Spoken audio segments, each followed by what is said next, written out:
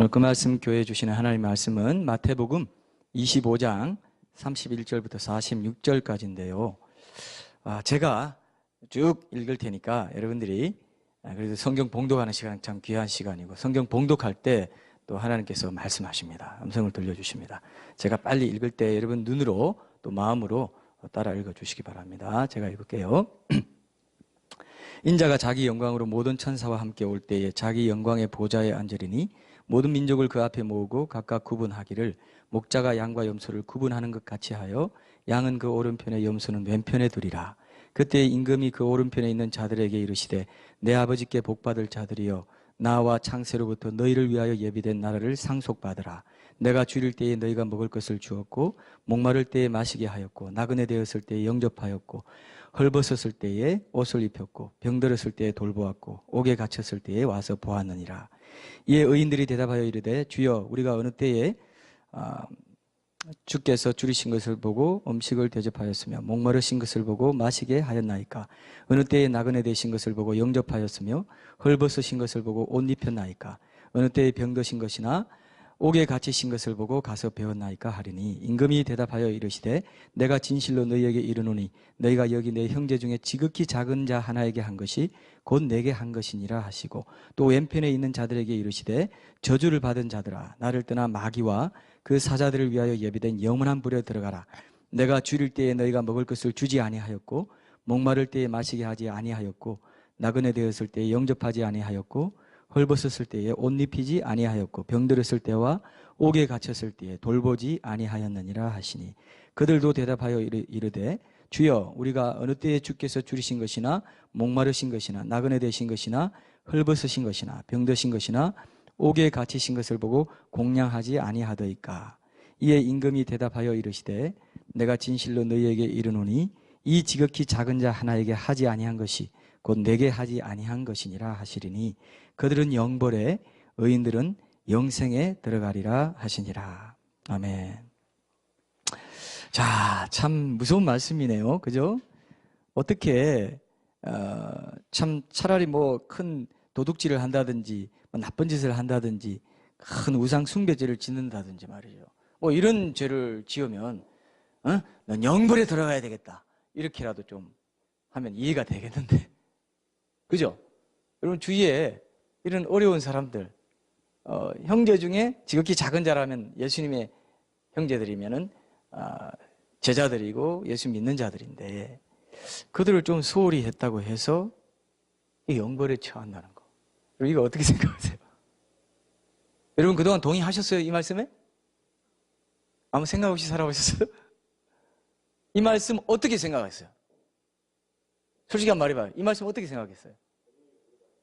고민이 됩니다. 저분이 지난주 우리 점심 교제 식사의 그 아름다운 분위기를 깨트린 분입니다. 갑자기 저 분위기 좀 바꿔서요. 이거 내 아버지 주여 주여 하는 자마다 다 천국에 들어가는 것이 아니고 내 아버지 뜻대로 행하여 들어간다. 이게 뭡니까? 하고 이제 분위기를 깨트린 장본인이 저분인데요.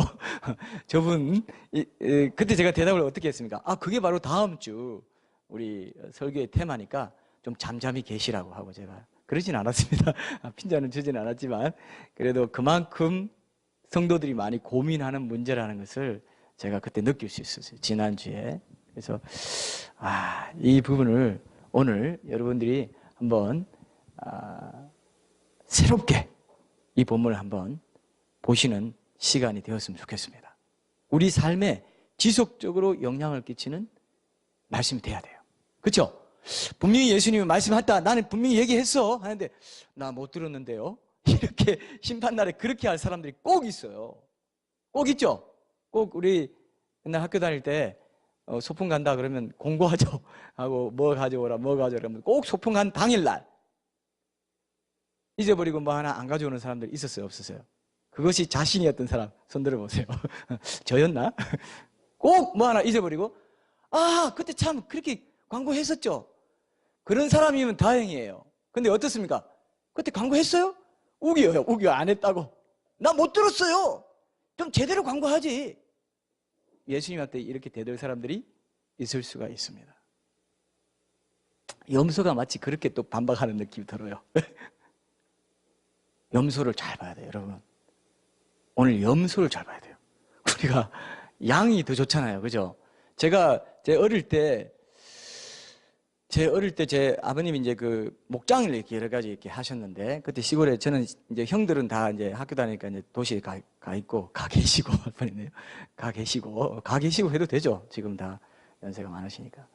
저는 이제 7남매 중에 제가 딱 중간이거든요. 네 번째 아들인데. 그때 이제 그 그냥 고추 내놓고 그냥 거기 폭포하고 이게 너무 좋아가지고 제가 그냥 거기 막 그 놀고 막 이렇게 했던 곳인데요. 제 아버님이 저랑만 딱 이렇게 있었어요. 그때 잠시 거기 있어야 될 시기가 있어가지고. 그래서 놀고 하면은, 염소도 키웠는데요. 이 염소 얘기하니까 굉장히 여러분, 호기심 어린 눈으로, 요즘 염소 잘 못 봤죠, 여러분들은? 뭐 시골에 살아봐야 이게 정서가 이렇게 좀 되는데, 여기 그냥 아스팔트에만 맨날 그냥 사니까 이걸 모르는 건데요. 그래서 요즘 시인들이 안 나와요. 요즘 도시에 시인들이 안 나와.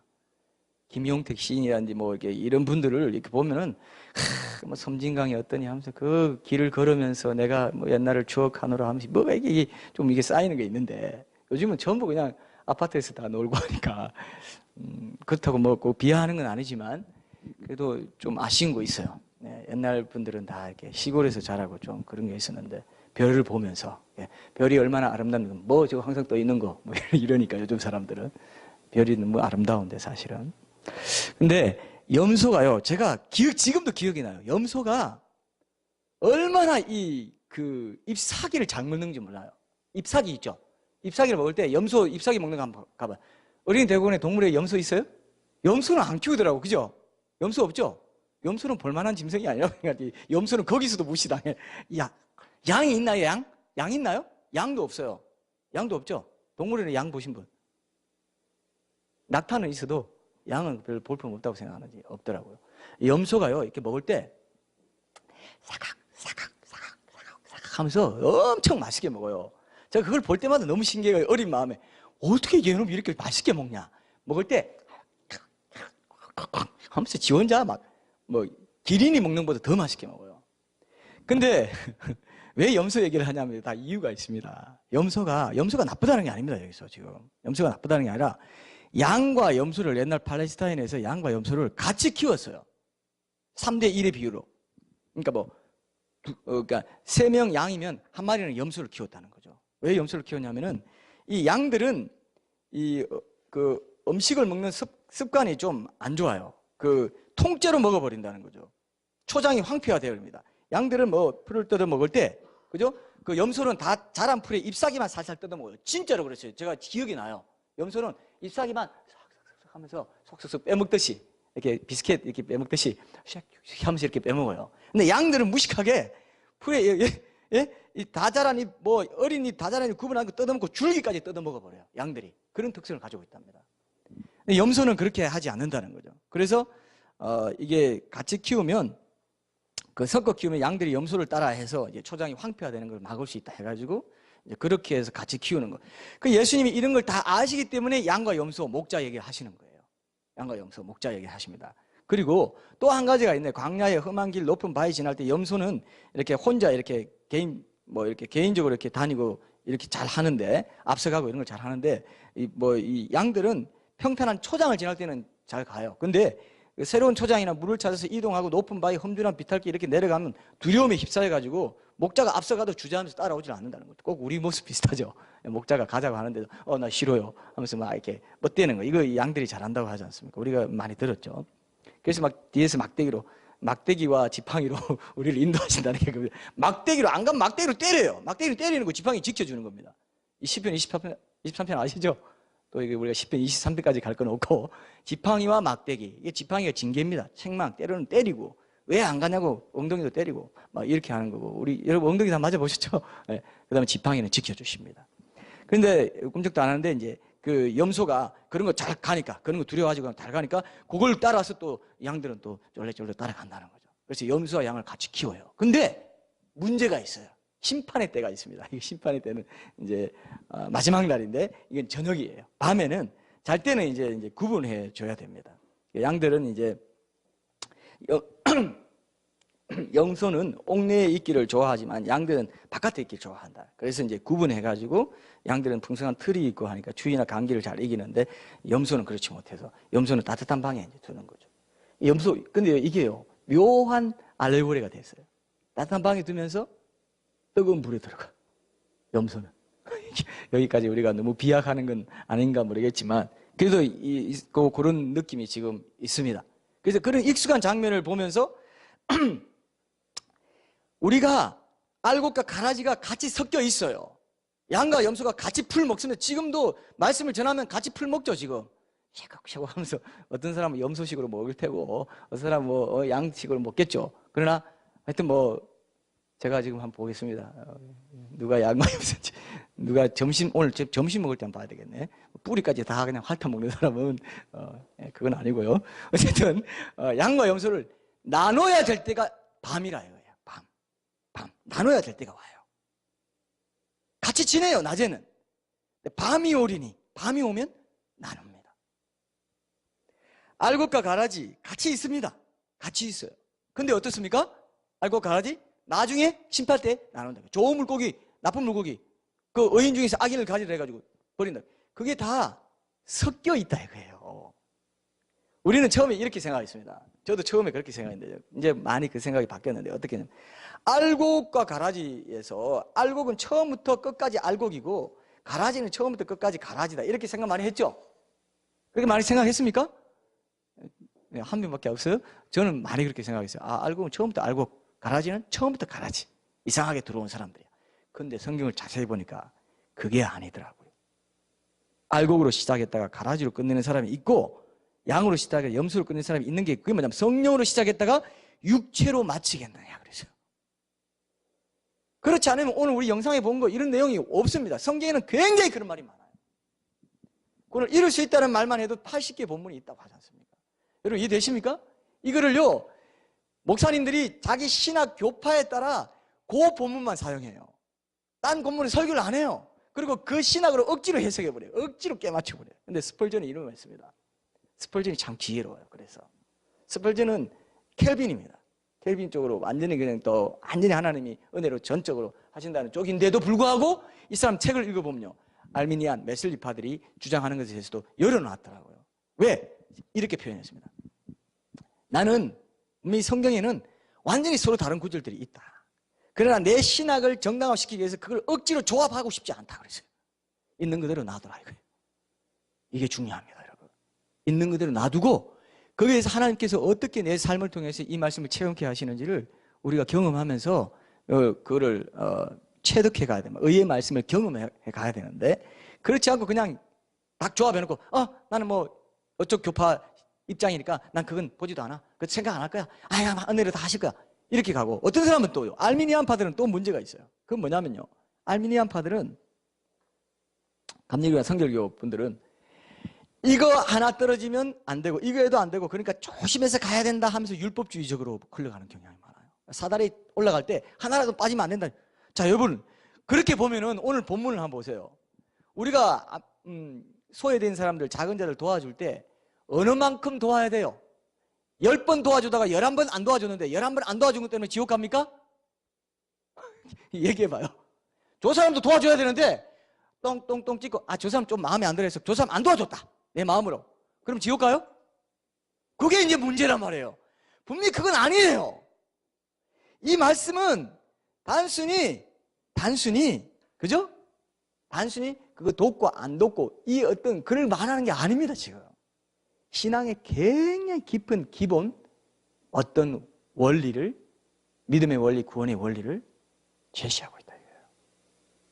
이걸 여러분들이 오늘 캐치하셔야 평생 실족하지 않습니다.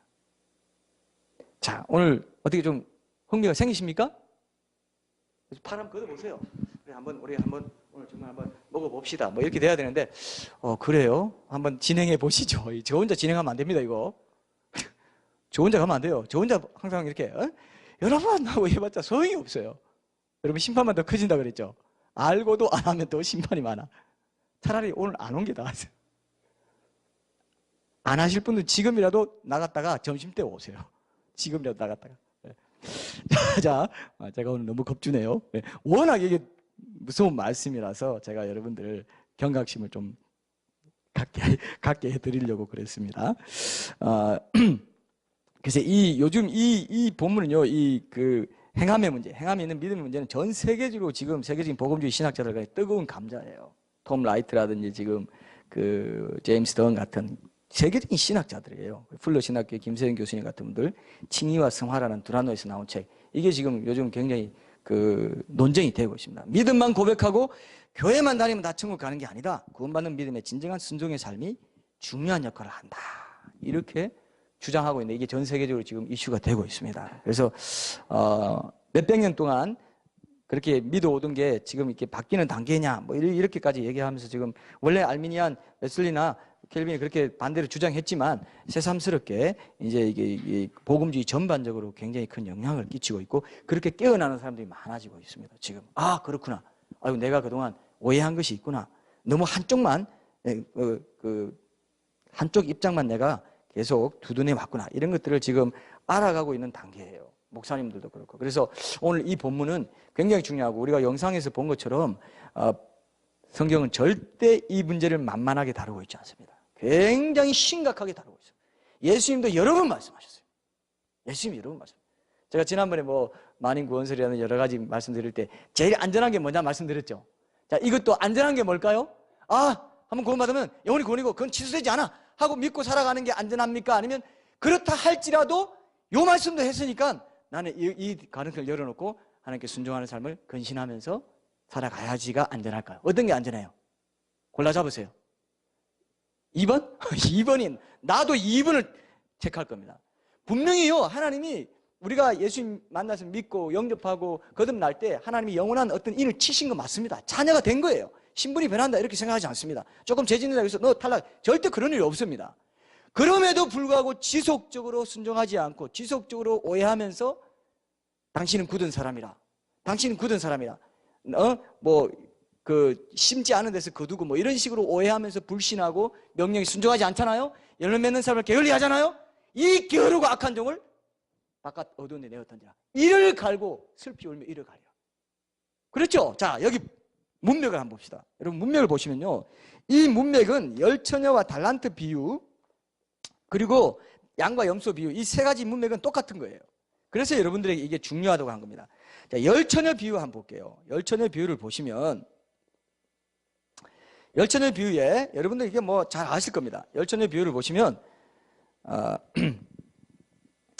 11절에서 13절 한번 보세요. 마태복음 25장 11절에서 13절 한번 보세요.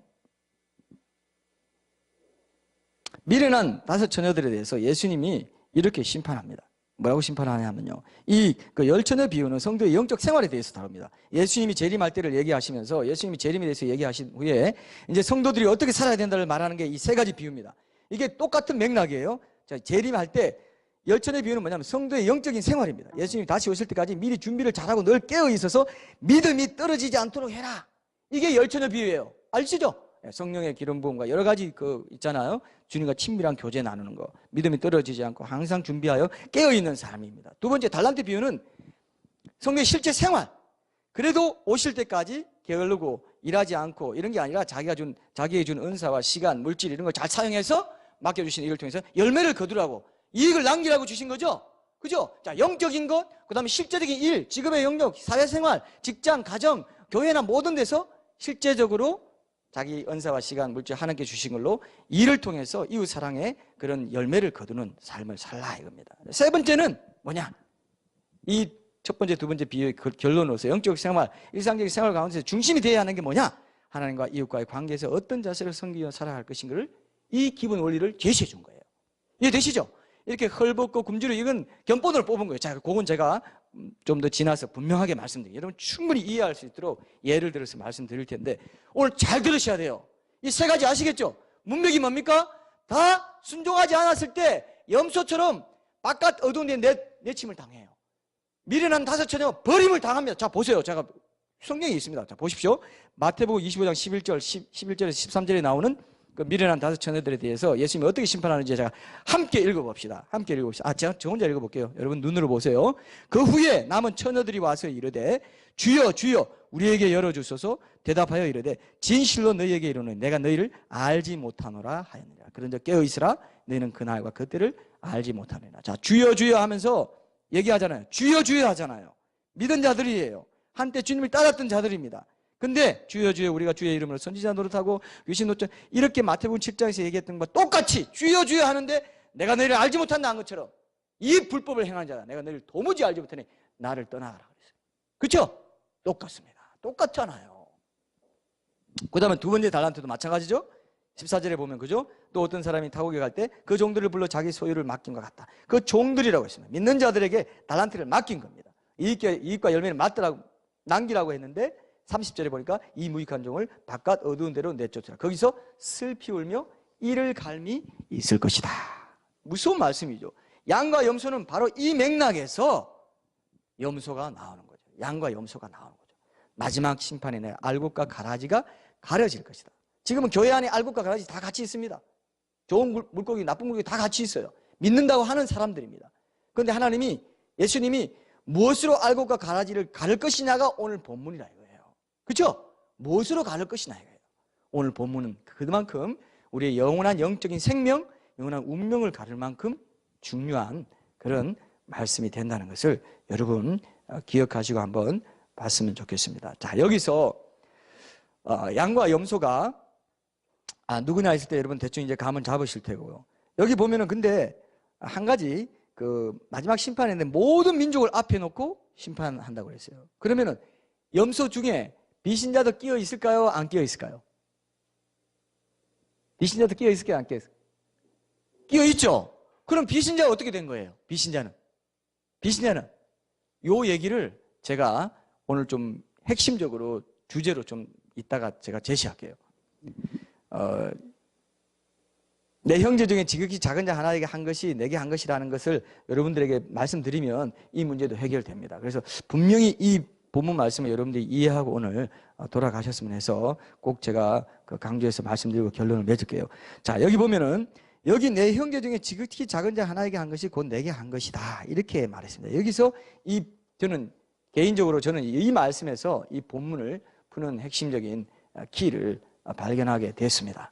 이게 뭐냐면요. 세대주의자들은 이렇게 말합니다. 저는 세대주의에 동의하지 않는 것들이 많이 있는데 이스라엘 회복이라든지 뭐 이런 부분들이나 좋은 것들, 좋은 세대주의 진리가 있어요. 좋은 진리들이 있습니다. 우리가 활용해야 될 진리들이 있어요. 근데 몇몇 가지는 좀 이상한 것들이 있습니다. 억지로 막 유대인과 이방인을 너무 억지로 나눠가지고 이렇게 해석하는 게 세대주의자는 이 부분을 어떻게 해석하냐 하면은 내 형제들 중 지극히 작은 자 하나를 마지막 때에 있을 7년 대환란 기간 중에 유대인 전도자들 14만 4천 명을 가르친다고 얘기해요. 그렇게 가르쳐요.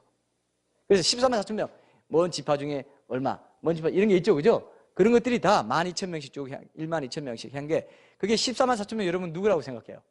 14만 4천 명. 이게 굉장히 어려운 성경에서 굉장히 어려운 거잖아요. 14만 4천 명을 세대주의에서는 대다수 이제 그렇게 믿는다고 하는데요. 7년 대환란 기간에 활동할, 전도할 유대인 전도자들이다. 그래서 천국 복음이 땅끝까지 전거된다고 한 것은 그 세대주의는 휴거를 믿지 않습니까? 환란 전 휴거. 이제 이것도 우리가 그 가능성도 있고 또 다른 것도 있기 때문에 나중에 한번 우리가 시리즈로 한번 다룰 필요가 있는데요. 이것도 정확히 알아둬야 되기 때문에. 근데 이 휴거되고 난 뒤에 천국 복음이 땅끝까지 전거된다는 것은 땅끝까지 전거되게 하는 사람이 유대인 전도자들이라 이거죠. 7년 대환란 기간 동안에. 그래서 교회 시대가 끝날 때 휴거를 통해서 만약 교회 시대가 끝난다고 하면 교회 시대가 끝날 때는 땅끝까지 전거되는 걸 우리가 못 보고 휴거될 것이다. 이렇게 주장해요. 이해되시죠?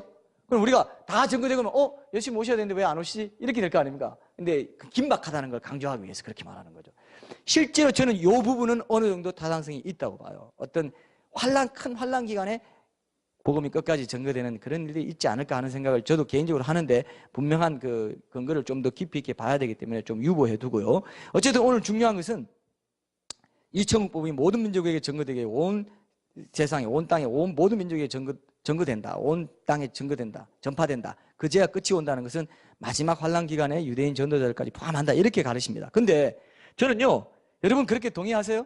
어떤 특정 시기에 특정인들에게 그때 이방인들이 그 전도자들을 어떻게 대했느냐에 따라 하나님이 유대인과 이방인 나눠가지고 심판할 것이다. 이렇게 이제 많이 봅니다. 실제로 뭐 그렇게 많이 봐요.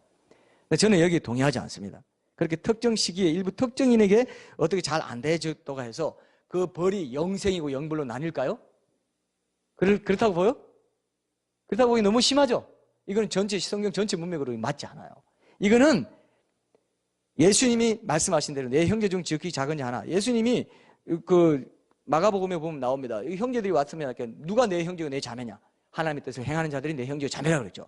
믿는 자들 말이에요. 형제라는 것은 믿는 자, 제자들, 믿는 자들 분명히 맞습니다. 유대인만 말하는 게 아닙니다. 그렇죠? 유대인만 말하는 게 아니에요. 근데 이제 모세가 이제 그 예언을 할 때 형제 중에서 그 선지자 하나를 일으키니 하면서 그 형제들 해서 유대인이라고 보아서 이렇게 막 해석하는데 조금 저는 그게 동의하지 않고요. 어쨌든 이건 일반적으로 앞에 열처녀 비유, 달란트 비유, 양과 염소 비유가 다 일반적인 신앙인들의 삶의 원리에 대해서 재림을 준비하는 삶의 어떤 태도, 자세에 대해서 얘기하고 있는 것이지 어떤 뭐 세대주의적으로 지나치게 그걸 유대인, 이스라엘인과 이방인 나눠가지고 이렇게 막 끼워 맞추는 식으로 이런 것들이 몇 가지가 있어요. 보면은. 그래서 제가 세대주의에 동의하지 않는 분들이 좀 있습니다.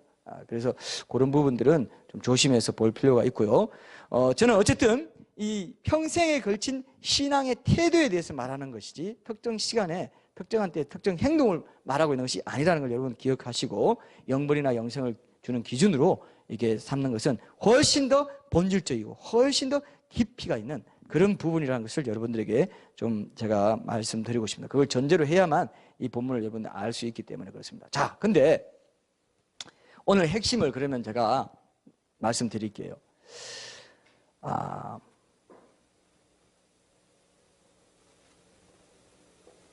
지극히 작은 자 하나에게 한 것이 내게 한 것이다. 이 말씀을 여러분 알면 이 본문을 알 수 있습니다. 그게 뭐냐면요. 지극히 작은 자가 누구냐 하면은 사람들이 쉽게 사랑하지 않고 가까이 가기를 꺼려하는 자들입니다. 맞습니까? 그죠? 굶주리고 헐벗고 병들고 이런 사람 누가 좋아합니까? 가까이 가기를 좋아하지 않죠? 그죠? 제가 이번에 그 손양은 목사님 영화가 새롭게 재개봉된다는 광고를 어제 봤는데 카피에 보니까 이렇게 써져 있더라고요. 손양은 목사의 그 삶을 보고 나서 이 영화를 보고 나서 지금까지 나는 가짜였다는 걸 알았다. 이렇게 누가 썼더라고요. 카피를 그렇게 썼어요. 나중에 이 교우들과 같이 한번 보면 좋겠다 싶을 정도로 제가 이게 좀 관심이 생기던데요. 손양은 목사님이 섬겼던 소록도의 나환자들 다들 싫어하는 아주 작은 자들이었어요. 믿는 자들인데도 그죠? 소외된 자들, 병든 자들, 갇힌 자들 소록도에 갇힌 자들이에요. 예를 들면 그렇다는 거죠. 그런 사람들을 섬겼다고 하는 한 예를 든다면 우리가 그만큼 섬기지 않더라도 중요한 원리는 뭐냐 하면요. 하나님을 사랑하고 예수님을 만난 사람은 자기의 죄인됨을 알고 자기의 비참함을 알고 예수님 만난 사람은 그 사랑과 은혜를 알기 때문에 이웃을 사랑하는데 나를 사랑하고 내게 대갚을 수 있는 사람을 사랑하는 건 바리새인도 한다 그랬죠. 죄인과 바리새인도 한다 그랬죠. 그건 세상 사람도 하는 거예요. 근데 예수님의 사랑을 아는 사람은 예수님이 가장 낮은 자의 모습으로 와서 내 대신 나의 가장 비참한 죄인됨을 대신 경험하시고 내 죄를 용서해 주시고 그 은혜를 안 사람은 어떤 사랑을 하느냐, 어떤 사랑을 베풀고 사느냐, 하나님 사랑을 발견한 사람, 이웃 사랑을 어떻게 하느냐를 보여준 거예요. 이 말씀이 이해됐습니까? 이해되셨어요? 이게 오늘 핵심입니다. 자, 여러분 아직 조금 완전히 이해하시기는 어려울지 모르겠는데 예수님이 아주 중요한 말씀을 딱 빈센트로 뽑듯이 요거야 하고 딱 짚어내는 거예요. 짚어내는 거예요. 염소들은요 종교적으로 이 일을 했습니다. 표내 자기가 그래서 기억해요. 종교적으로 의무적으로 예수님 믿는 사람은 이렇게 해야지 하고 한 거예요. 근데 양들은 기억 못합니다. 왜? 체질화되고 습관화되고 당연히 이건 당연히 해야 되는 거 아니냐고. 예수님 사랑 아는 사람은 당연히 이렇게 섬기는 거 아니냐고. 세상 사람 싫어하는 사람들이 가야 되는 거 아니냐고. 소외된 자들 섬기는 거 아니냐고. 그 예수님 사랑하는 마음으로 섬겼다 이거예요. 기억을 못해요. 구분 되십니까? 구분 되세요? 이게 양과 염소를 나누는 기준이다 이거예요. 얼마나 무섭습니까 여러분? 나는 된 줄 알고 뭐 이 정도면 되겠지. 그게 아니더라 이거예요. 진정한 사랑은 뭐냐? 죄인과 바리새인들도 지 가족은 사랑합니다. 가족에는 자기의 확장이에요. 가족만 챙기고 그냥 하는 거는 그냥 자기애예요. 자기 사랑입니다. 그걸 더 떠나서 정말 나의 사랑을 보여줄 자가 누구냐 이거예요. 구원의 은혜를 아는 그 믿음의 삶을 순종으로 보여줄 자가 누구냐예요. 그런 삶을 살았냐 이거예요. 달란트 비유, 열천의 비유가 다. 열천의 비유는 뭡니까? 그렇게 믿음으로 교제하고 기도와 말씀 가운데 영적으로 살아 있어야 그 일을 한다는 거예요. 성령의 도우심, 성령의 은혜 없이는 그 일 절대로 못해요. 맞습니까 여러분? 못해요. 그래서 성령의 은혜로 했기 때문에 그런 작은 일을 섬긴 것도 예수님께 한 거란 말이에요. 여러분, 이 말씀을 오늘 붙잡으셔야 됩니다. 굉장히 중요하지만 우리가 소홀히 하기 쉬운 진리가 여기 있더라고요. 저도 이 부분을 더 깊이 묵상하게 됐습니다. 저도 반성하게 되고 돌아보게 되고 예수님이 정말 원하시는 삶이 뭐냐를 보십시오, 여러분. 남의 평판을 위해서, 남이 인정해 주는 것을 위해서 한 사람들은 다 기억합니다. 그런데 예수님께 한 게 아니에요. 그런 게 얼마나 많은데요. 그래서 어떤 사람은 그래요. 스크린이 발달하고 참 알려지고 이런 게 많을수록 점점 더 천국 가는 사람이 적어지고 있다고 누가 막 얘기하더라고. 지금 예전보다 천국 가는 사람이 점점 더 적어진다는 거 내가 인정해요. 나는 그렇게 느낍니다. 그렇게 느껴요. 사람에게 높임을 받는 그것은 하나님께 미움을 받는 것이야. 그런 말이 왜 나오겠습니까? 내가 서로 영광을 취하고 주일하신 하나님께로부터 오는 영광을 구하지 아니하니 어찌 나를 믿을 수 있느냐? 안 믿는 거예요. 예수를 믿는다 말은 하지만 예수님 안 믿어. 성도들 중에도 있고 사역자들 중에도 얼마든지 있을 수 있습니다. 무서운 거예요. 그렇죠? 이 은밀한 섬김을 예수님이 나에게 한 것이다. 이렇게 보는 거예요.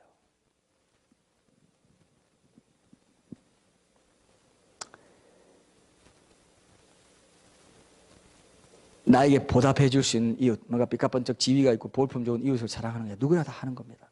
진정한 사랑 여부를 가리기 어렵습니다. 근데 아무도 그들도 보지 않고 가까이 가고 싶지 않은 사람들을 예수님을 사랑을 경험한 사람들만 그들을 진정한 마음으로 사랑할 수 있습니다. 그렇죠? 성령님의 도우심과 은혜로, 그 능력으로. 그렇기 때문에 예수님의 힘으로 했기 때문에 예수님께 한 것이기 때문에 자기에게 영광 돌리지 않는단 말이죠. 자기 자랑할 게 없고 기억할 것도 없습니다. 당연히 해야 할 것을 마땅히 종으로서 해야 할 것을 했을 뿐이다. 이렇게 말씀하시잖아요. 어떤 걸 자랑할 게 없다는 거예요. 이게 양과 염소를 가르는 중요한 기준이라는 겁니다. 쉽게 예를 들어서 몇 가지 좀 들어드릴게요. 그러면 여러분들이 좀 더 이해를 하실 것 같습니다. 제가 지금 생각해 보니까요. 제가 미국에 이렇게 좀 있는 동안에 저 백인들로부터 은근히 인종차별 받았다는 느낌 받을 때가 있어요. 왠지 눈빛 있잖아요. 눈빛. 말은 안 해. 말은 굉장히 나이스하게 해요. 근데 눈빛이 이거 날 차별하네. 나 키도 작고 동양인이고 눈도 작다고 나 차별하는 거야? 넌 눈 크고 키도 크다 그래. 뭐 이렇게 그러면 안 되겠죠, 또.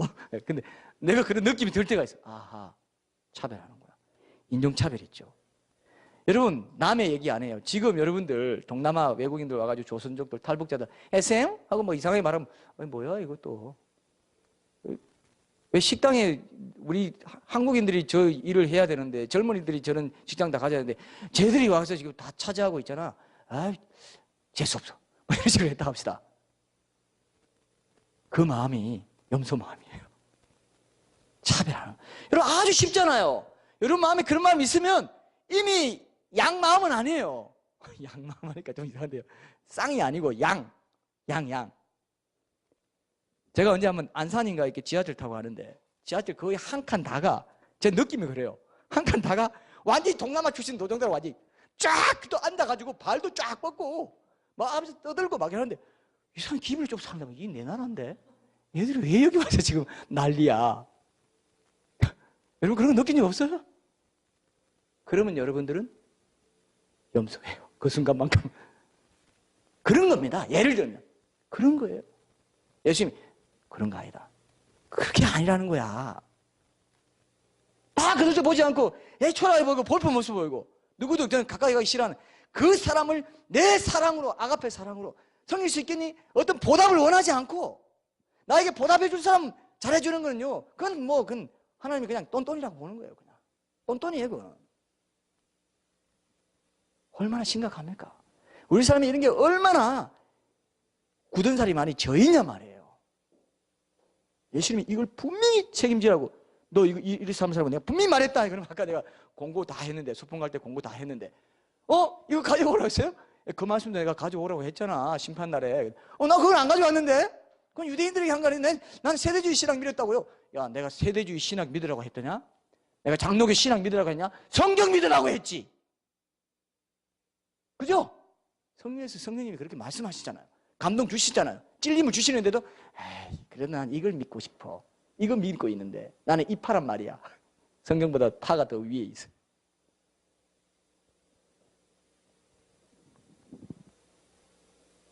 죄인들의 본성이거든요. 그게요. 차별하는 거. 에이, 싫어. 마음에 안 들어. 우리 한국에서는요, 정치색 이런 걸로 얼마나 나는 크리스천들도 이 정치색 가지고 함부로 말하고 함부로 정지하는 거 보고 내가 깜짝 놀랐어요. 댓글 같은 데 보면요, 그런 거 그냥 말해요. 그냥 막 죽일 듯이. 근데 그런 사람 더 무서운 게 뭐냐면 자기 편에, 상대편이 아니고 자기 편에 하나님이 계시다는 확신이 있기 때문에 더 뻔뻔스러워. 확신이 있기 때문에. 여러분 이거 아세요? 이런 거? 무섭습니다. 이게 무서워요. 자기 입장과 다를 때, 그럴 때 오히려 원수도 사랑하라 했는데 그들 품고 기도하면서 다시 한번 예수님 사랑 안에서, 아가페 사랑 앞에서 자기를 돌아볼 수 있는 자가 양인 거죠. 그죠? 염소는 바로 가는 거죠. 자기와 안 맞는 사람들까지도 받아들일 수 있는, 아가페 사랑으로 받아들일 수 있는 걸 원하세요. 그래서 용서하라는 거예요.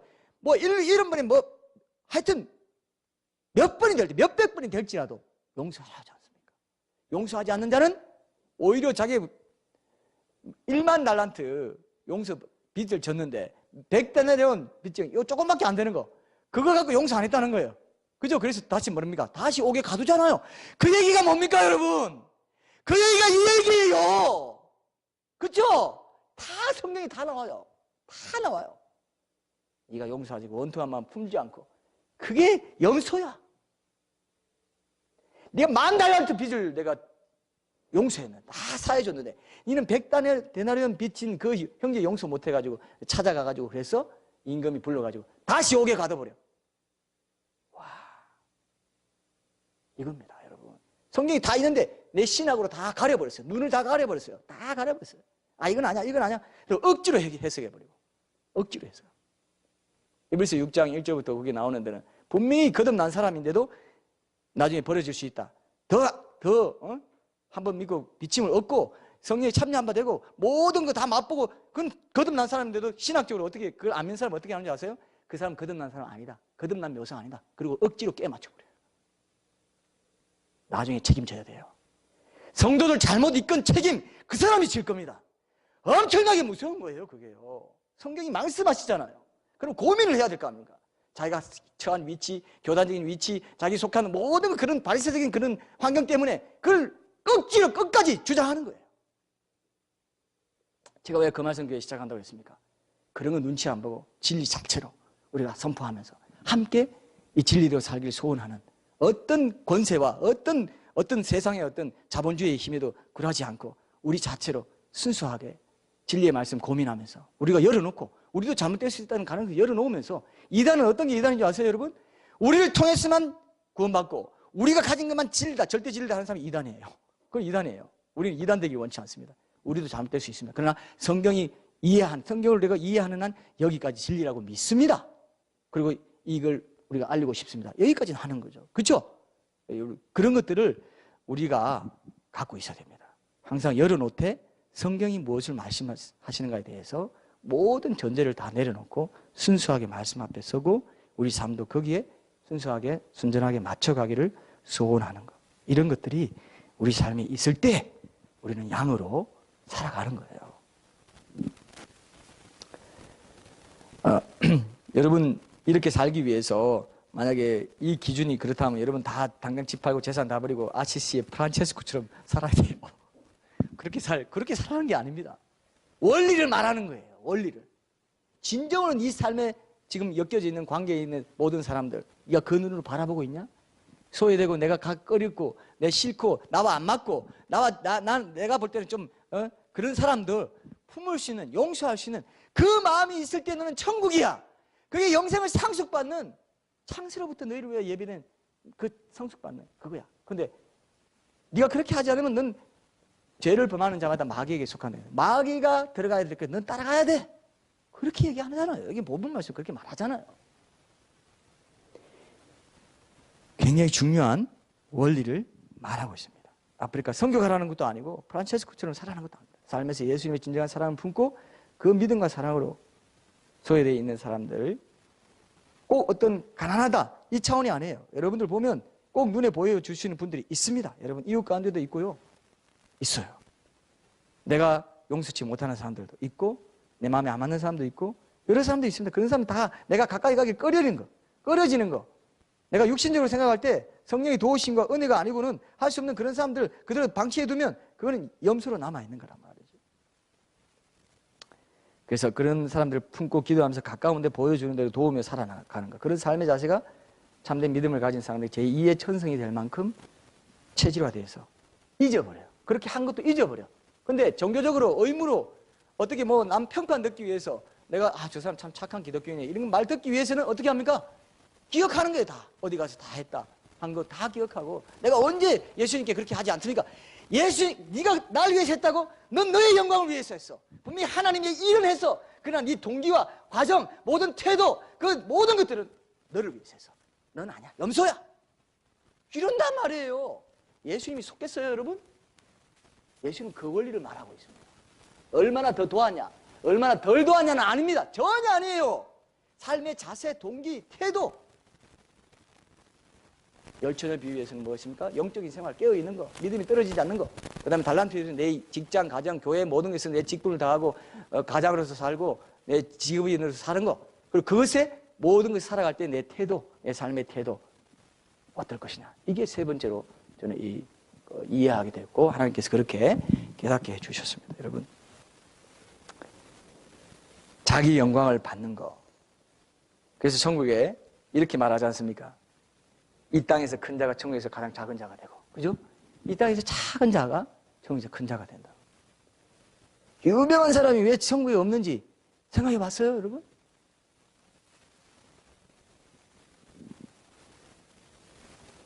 늘 이 양의 마음으로 사는 자들은요, 부채의식이 있습니다. 늘, 제가 뭐 이렇게 예가 적절한 예가 될지 모르겠지만, 저는 좀 그런 마음이 있더라고요. 제가 늘 갖고 있는 마음이라서 여러분들이 좀 고백하고 싶은데, 전 저 혼자 행복하면 좀 불편해요. 죄송합니다. 좀 비슷한가 보네요. 웃으시는 거 보니까. 제가 특히 하나님 앞에서 나 혼자 행복하면 불편해요. 왜? 제가 기자 시절이라 신혼 시절에 제가 자주 드린 기도의 내용이 이거였습니다. 하나님, 난 하나님 만나서 너무 행복한데 아직도 이 좋은 걸 모르는 사람이 너무 많습니다. 그들에게 이 복음을 전하게 해주십시오. 아침이나 저녁으로 제가 눈물로 이 기도를 많이 드렸던 기억이 납니다. 제가 이런 기도 들을 때는요, 마치 제 기도의 자리에서 저는 늘 그 생각을 많이 했어요. 근데 그런 느낌 계속 들었습니다. 그 기도의 이 자리에서부터 계단이 천국 하나님 보좌께 쭉 뻗어나 있어가지고, 예? 그래서 그 느낌을 어떻게 표현을 못 하겠는데 쭉 뻗어 있어가지고 바로 그 밑에서 내가 기도 드리는 느낌이 들었어요. 그런 느낌을 제가 이런 기도할 때는 하나님께서 내가 듣고 있다. 이거를 이제 저한테 보여주시려고 그런 것 같은데, 여러분, 우리 아버지 하나님이요, 뭐에 약하냐면요, 우리 부모도 그렇지만 뭐에 약하냐면은 눈물에 약해요. 눈물에 약해요. 별로 감동 없으십니까? 눈물에 약하다. 우리 아버지 하나님이, 그 위대하신 하나님이 내 눈물로 기도하는 거 보고 제일 약해가지고, 그래서 그 정설이 있더라고요. 눈물로 기도하는 거 약하다고 하나님 반드시 들어주신다. 쥐어 짜진 마시고 진심에서 우러난 눈물로, 하나님 정말 제가 이 진심을 내가 주님 영광을 위해서 하기 원합니다. 하나님, 내 영광을 구하지 않겠습니다. 도와주십시오. 난 내 본성으로는 내 영광만 맨날 구합니다. 내 영광을 구하기를 호시탑탑 노립니다. 이걸 꺾어주세요 하나님 하면서 눈물로 기도해봐. 오냐, 알겠다. 내가 한 단계 더 업그레이드 시켜줄게. 제 표현으로 내가 그런 걱정 안 하도록 내가 잡아줄게. 네 마음 알아. 그래, 고맙다. 붙잡아 주세요. 눈물로 그렇게 한번 기도해봐요. 하나님, 난 염소 기질이 너무 많아요. 나는 내가 한 거 드러내기 원하고 조금만 한 거라도 뭔가 표현하기 원하는데, 하나님 염소 기질 너무 많아. 그럼 내 상 다 받잖아요. 나중에 집만 날 가서 예수님이, 야, 너 나한테 안 해서, 너 나한테 진짜 한 거는 초등학교 때 뭐 해가지고 일기 써가지고 너 한 거 아니면 나한테 뭐 이렇게 그런 거 있잖아요. 우리가 그런 거 많이 하잖아요. 그러면 뭐 네가 아무도 모르게 누구 이렇게 몇 번 그것도 15,000원씩 석 달 도와준 거 그거밖에 없다. 그럼 뭐라고 하실래요? 너무 심했네요. 죄송합니다. 여러분 다 거룩하게 사시는데 제가 너무 수준을 낮췄어요. 그럴 수 있습니다. 그럴 수 있더라고요. 오늘부터 여러분과 나는 그렇게 살지 맙시다. 저는 아무 권위 없다고 그랬죠. 저는 아무것도 안 해요. 제가 하는 말씀이 예수님의 말씀이에요. 그걸 권위 있게 들으라 이거예요. 세상 보지 마세요. 세상에 화려한 거 너무 그렇게 비교하지 마세요. 내가 비교하면 시험 된다고 그랬죠. 비교하면 시험 들어요. 제가 개척교회 이런 데 보면요, 이렇게 간판이 붙어 있으면요, 예전에 그렇게 생각한 적이 있어요. 제가 그 회개했어요. 저렇게 작은데 저렇게 이름은 너무 또 거창하게 붙였네. 죄송합니다. 뭐 예를 들면 이름은 굉장히 그래서 좀 자중하시지 저렇게 꼭 붙여야 되나 이렇게 생각한 적이 있어요. 근데 예수님이요 딱 지적하세요. 야, 너 교만이야. 차별한단 말이야. 그렇게 막 그런 동네 2층 3층에 가면 밑에 짜장면 집 있고 막 냄새 불 올라오고 하는, 우리는 그래도 주셔가지고 이렇게 그래도 좋은 환경, 이거 감사해야 돼요. 이거 진짜 그죠? 근데 그렇게 해야 돼. 그게 염소입니다. 예를 들면 제가 예를 여러 개 들어드린다 그랬죠. 여러분 이해할 수 있도록. 여러분 이제 보세요. 딱 보면 이러면요 벌써 소외된 자 지극히 작은 자 하나에게 한 거. 여기 내 형제는 믿는 자들 작은 자기도 하지만 전체 하나님 형상을 가진 전체로 보면요 세상에서도 소외된 자를 말하는 거 맞습니다. 그걸 표현한 거예요. 그러나 더욱 믿는 자들에게 할지니라, 사도 바울도 이제 그런 말을 했기 때문에 믿는 자들에게 우리가 더 그렇게 해야 되고, 그래서 그런 말 하잖아요. 믿는 자들 교회 안에서 소외된 자를 먼저 도와줘라. 먼저 구제하고 그 다음에 남는 돈으로 바깥에 도와라 할 말이 있을 만큼 나는 원리가 있다고 봅니다. 그러나 똑같이 그런 사람들도요, 비신자들 중에도 우리처럼 믿는 자들처럼 자원봉사하고 잘하는 사람 있죠. 그런데 그 사람들은 왜?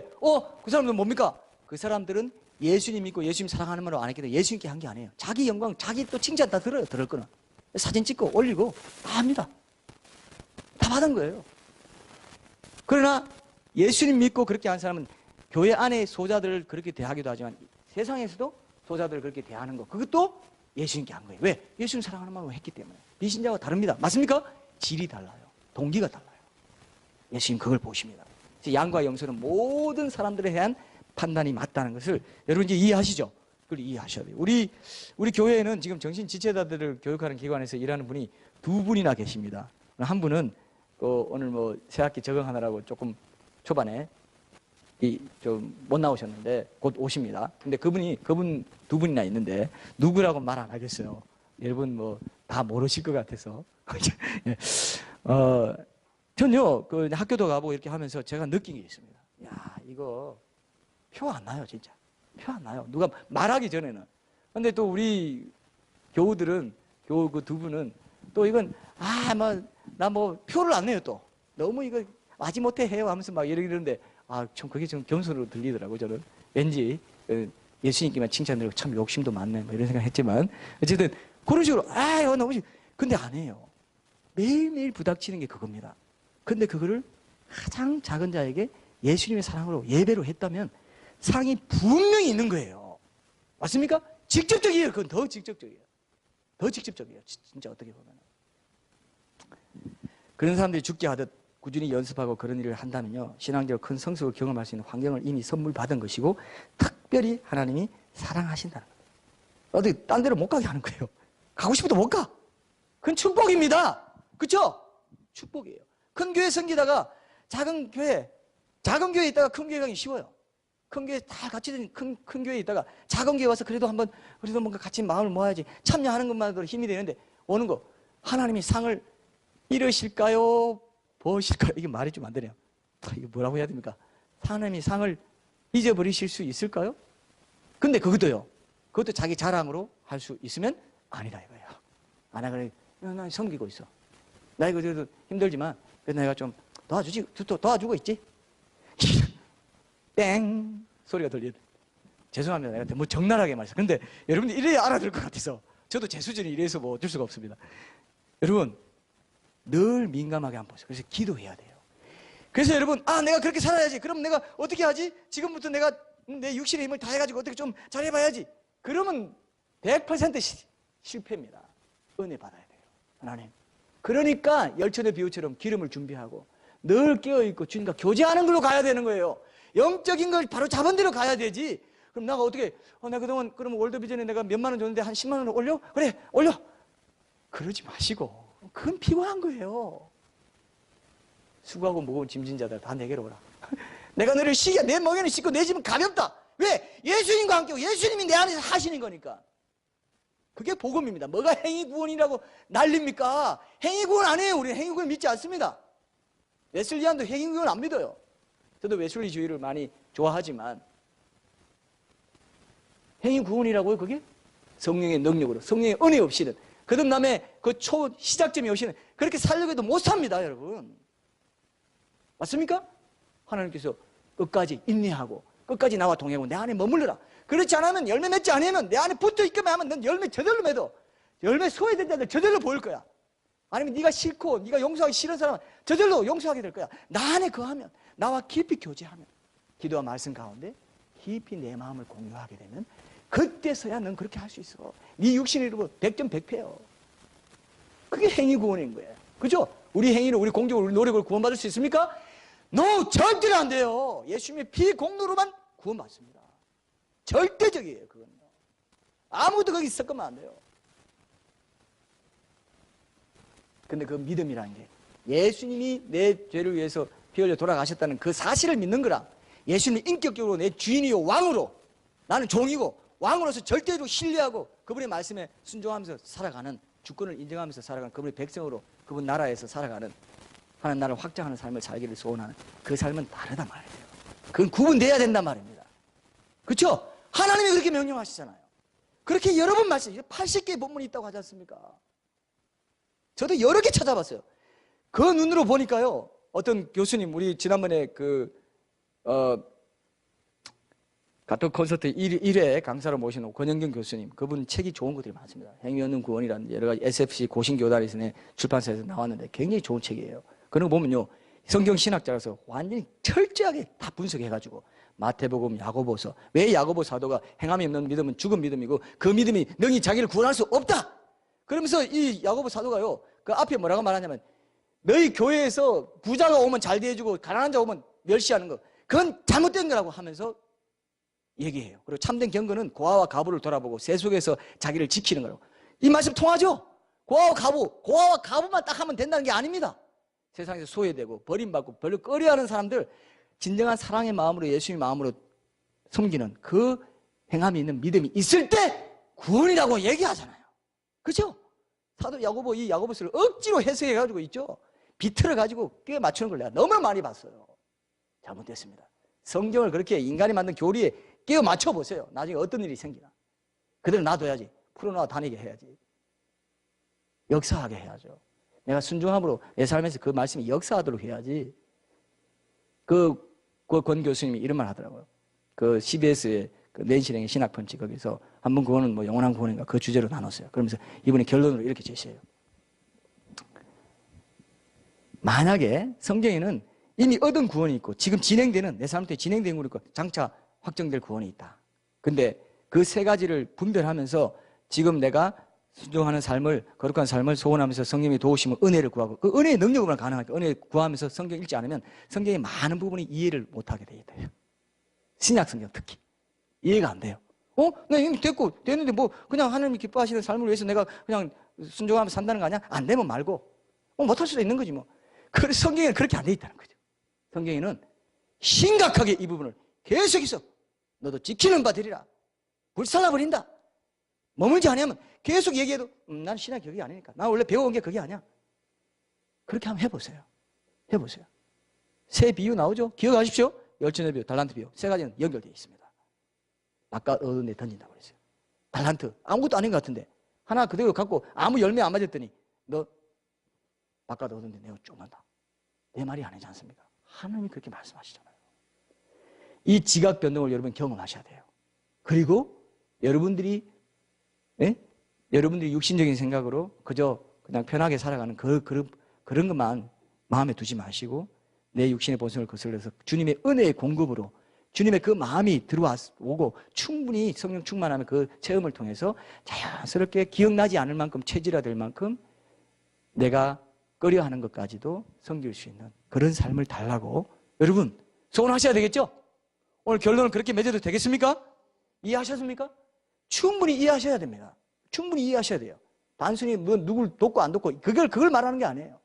진정한 이웃사랑의 섬김, 진정한 순종의 삶을 얘기하고 있는 거죠. 하나님 사랑, 이웃 사랑. 정확히 내 사랑하는 마음으로, 나를 사랑하는 마음으로 내가 준 그 능력으로, 사랑의 능력으로, 은혜로 자기 힘이 아닌, 육신의 힘이 아닌 그 은혜로 이웃을 사랑하는 삶을 사는 자만이 영생을 상속받게 될 것이다. 이것이 오늘 결론입니다. 그렇죠? 여러분 이 말씀을 기억하시고 하나님께서 여러분들의 삶 가운데 역사하시기를 간절히 구하시고 그 은혜의 능력 회복하게 해달라고 기도와 말씀 가운데. 그래서 어떤 말씀을 듣든지 우리가 더 기도하자, 더 말씀 보자. 왜 뻔한 결론이 나오는 것 같으냐 하면 그것이 모든 설교 말씀에 나온 그런 하나님의 말씀들을 순종할 수 있는, 실천할 수 있는 능력이 되기 때문에 그런 거예요. 비슷비슷한 결론이 나는 것 같죠? 그러나 항상 하나님 중심으로 가는 거예요. 하나님께서 내게 은혜 주시지 않으면 나 이거 못합니다. 그렇죠? 그겁니다. 오늘도 우리가 찬양 드리고 기도할 때 그 은혜의 능력 달라고 우리 함께 하나님 앞에 나아가십시다. 우리 찬양